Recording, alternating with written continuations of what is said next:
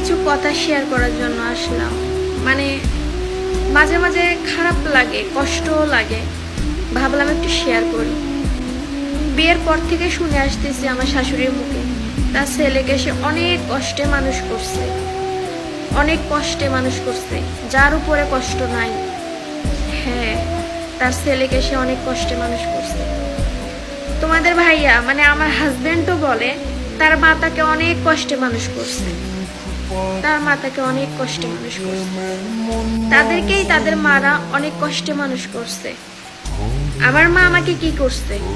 আমার মা আমাকে কষ্টে মানুষ করে নাই।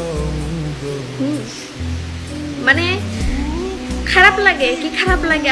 আমার আমার আমার হচ্ছে ব্যক্তিগত লাইফের কথা তোমাদের কাছে শেয়ার করি আমি।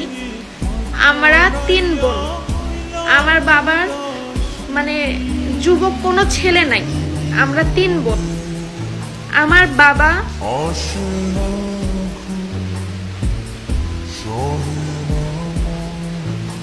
আমার বাবার বয়স 60 বছর এখন চলতেছে। আমার বাবা এখনো ইনকাম করে, কষ্ট করে। আমার বাবা কত কষ্ট করে।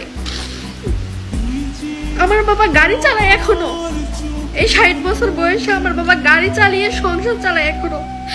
কেন জানেন? কারণ আমার বাবার কোনো ছেলে নাই, আমার বাবার বড় কোনো ছেলে নাই যে কষ্টে মানুষ করার পরেও তাকে ইনকাম করে খাওয়াবে। একজন ছেলের মা কষ্ট করে কিন্তু এককালে সে সুখ পায়, কিন্তু যার ঘরে যুবক কোনো ছেলে নাই, যার ঘরে বড় কোনো ছেলে নাই, 2-3টা মেয়ে আছে, কষ্ট করে বড় করে খাওয়ায় পড়ায় 20 বছর পর্যন্ত, পরে আরেক ঘরে বিয়ে দেয়, তারা কি পায়? তারা কিচ্ছু পায় না।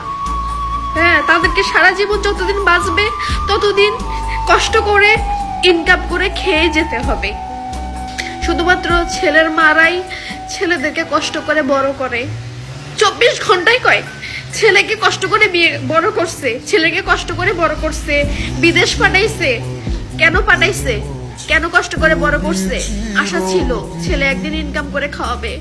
কিন্তু মেয়ের বাবা মারা কোনো আশা করে যে মেয়ে একদিন খাওয়াবে? আশা করে না।